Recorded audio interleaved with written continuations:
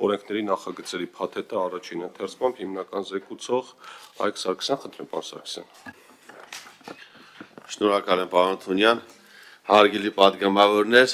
սիրելի հայրենակիցներ, on-line կազինոներում իրականացված խաղադրույքների ծավալները վերջին 8 տարիներում աճել են ավելի քան 35 անգամ։ Եթե 2017 թվականին ինտերնետ կազինոների խաղադրույքների ծավալները կազմում էին 0.2 տրիլիոն դրամ, ապա 2025 թվականին աճելով ավելի քան 35 անգամ խաղադրույքների ծավալները հասել են 7.4 տրիլիոն դրամի։ Ինտերնետ կազինոները դարձել են չարիք ու աղետ մեր ժողովրդի համար։ 100 հազարավոր քաղաքացիներ վատում են իրենց ֆինանսական միջոցները, վարակված լինելով այս մոլուսկով, անկախ գտնվելու վայրից, 24 ժամյա հասանելիություն ունենալով on-line կազինոներին չեն կարողանում ազատվել այս կախվածությունից։ Ամեն օր վատում են իրենց աշխատած գումարները, կենսաթոշակը, նպաստը։ Պարտված գումարները հետ բերելու նպատակով պարտքեր ու վարկեր են կուտակում։ Դրանք նույնպես պարտվելով էլ ավելի են ծանրացնում իրենց ֆինանսական կրիտիկական վատ վիճակը։ Աշխատած գումարներն ու խնայողությունները կորցրած, մեծ պարտքեր կուտակած մեր քաղաքացիները, սպառելով վստահությունը բարեկամների եւ ընկերների շրջանում, չկարողանալով այլևս նոր պարտքեր ներգրավել, գտնվելով աներանելի եւ անօգնական վիճակում, հաճախ ճարահատյալ դիմում են անընդունելի քայլերի, կատարելով գողություններ, խաբեություններ եւ այլ հանցագործություններ։ Բազմաթիվ ընտանիքներ ամուսնալուծվում են, 100 հազարավոր մարդիկ դժբախտանում են, ունենալու ենք նաեւ ողբերգական ինքնասպանության դեպքեր։ Ստեղծված վիճակում ազգային ժողովը պարտավոր է կանխարգելիչ գործիքներ կիրառել, առավելագույնս սահմանափակելու ինտերնետ կազինոների մասնակցությունը այն անձանց համար, ովքեր այլևս չեն ցանկանում խաղալ, բայց չեն կարողանում հետ կանգնել այդ կախվածությունից եւ գտնվում են սոցիալական ծանր վիճակում եւ կամ օգտվում են պետության աջակցության ծրագրերից։ Համառոտ ներկայացրեցի արկա տխուր իրավիճակը։ Հիմա ներկայացնեմ, թե ինչ լուծումներ եմ առաջարկում ես։ Օրենքի նախագծով առաջարկում եմ առաջին օրենքով պարտադիր պահանջ սահմանել, որպեսզի բոլոր on-line կազինոներն իրենց կայքերում եւ հավելվածներում տեսանելի վայրում ունենան ինքնաարգելափակման կոճակ։ Ինքնաարգելափակման կոճակին սեղմելուց հետո կարգելվի անձի մասնակցությունը on-line կազինոներին 5 տարի ժամկետով առանց վաղաժամ վերաբացման հնարավորության։ Ընդ որում 5 տարվա ժամկետի ավարտից հետո արգելափակումը կրկին կերկարացվի նույն ժամկետով, եթե ժամկետի լրանալուց 5 օր առաջ քաղաքացին դիմում չներկայացնի արգելափակումը հանելու վերաբերյալ։ Անձի ինքնաարգելափակման տեղեկատվությունը կփոխանցվի խաղային օպերատորին եւ կկասեցվի նրա մասնակցությունը նաեւ մյուս խաղային on-line կազինոներում եւ հարթակներում։ Այս գործիքը հնարավորություն կտա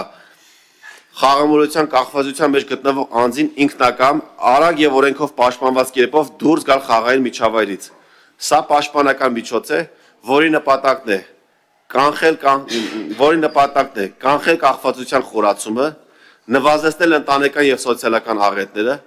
պաշտպանել անձին եւ նրա ընտանիքի ֆինանսական կայունությունը եւ ապահովել քաղաքացու այլևս չխաղալու որոշման իրական իրագործումը։ Անդրադառնամ օրենքի նախագծի փաթեթի հաջորդ առաջարկներին։ Երկրորդ առաջարկ։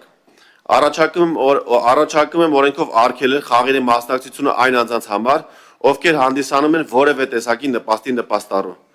Նպաստառուներին պետական աջակցություն է տրամադրվում անապահովության, անաշխատանունակության կամ այլ սոցիալական հանգամանքներով պայմանավորված։ Այդ աջակցությունը կոչված է ապահովելու նվազագույն կենսապայմաններ, այլ ոչ թե մասնակցություն on-line կազինոներին։ Նպաստառուի մասնակցությունը խաղերին հակասում է սոցիալական աջակցության տրամաբանությանը եւ խորացնում է նրա սոցիալական խոցելիությունը։ Երրորդ առաջարկ։ Առաջարկում եմ արգելել խաղերի մասնակցությունը այն անձանց, ում եկամտի միակ աղբյուրը կենսաթոշակն է։ Եթե անձի միակ եկամտի աղբյուրը կենսաթոշակն է, ապա այդ միջոցը պետք է ծառայի կենսական կարիքների բավարարմանը՝ սնունդ, դեղորայք, կոմունալ վճարներ։ Արդարացված չէ, որ աշխատող քաղաքացիների հարկերով ձևավորված միջոցները վերածվեն խաղային գործունեության ֆինանսավորման աղբյուրի։ 4-րդ առաջարկ։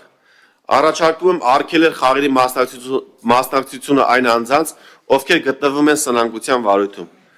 Սնանկության վայրում գտնվող քաղաքացին արդեն իսկ գտնվում է ֆինանսական ծանր վիճակում։ Նման անձի մասնակցությունը խաղային գործունեությանը ոչ միայն չի լուծում նրա պարտքային խնդիրները, այլև խորացնում է ֆինանսական ճգնաժամը եւ ավելացնում պարտավորությունները։ Խաղային գործունեությունը այս խմբի համար առանձին վտանգ է ներկայացնում, քանի որ խոցելի ֆինանսական վիճակում գտնվող անձինք առավել հաճախ են ընկնում կորուստը հետ բերելու վտանգավոր ծուղակը։ 5-րդ առաջարկ։ Առաջարկում եմ արգելել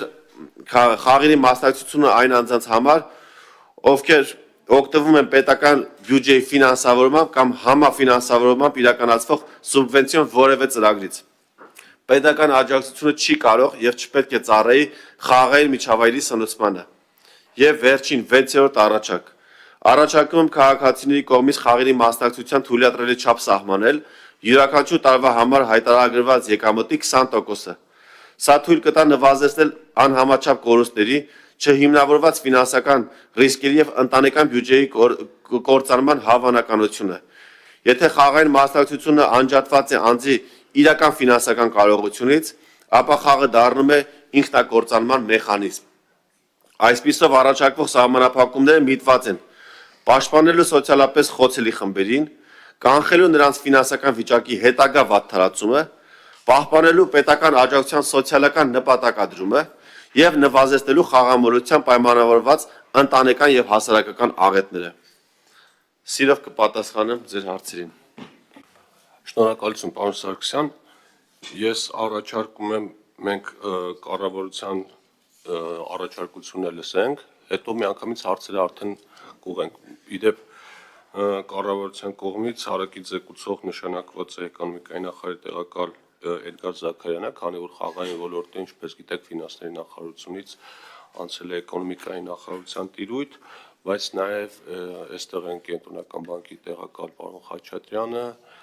եւ նաև պետական եկամուտների կոմիտեից պարոն Գեորգյանն էլ է մասնակցում, քանի որ թեման բոլորին առնչվում է, կարող է այդ կարգավորների մասով լրացուցիչ բարձրաբանումների կարիք է լինի։ Խնդրեմ, պարոն Զաքարյան։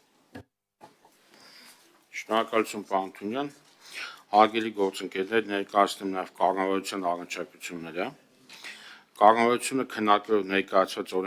օրենքների նախագծերի փաթեթը, ընդհանուր առմամբ դրական գնահատելով առաջարկվող կարգավորման միտումները եւ դրդապատճառները, ինչպես նաև հաշվի առնելով խաղային գործունեության ոլորտում պետական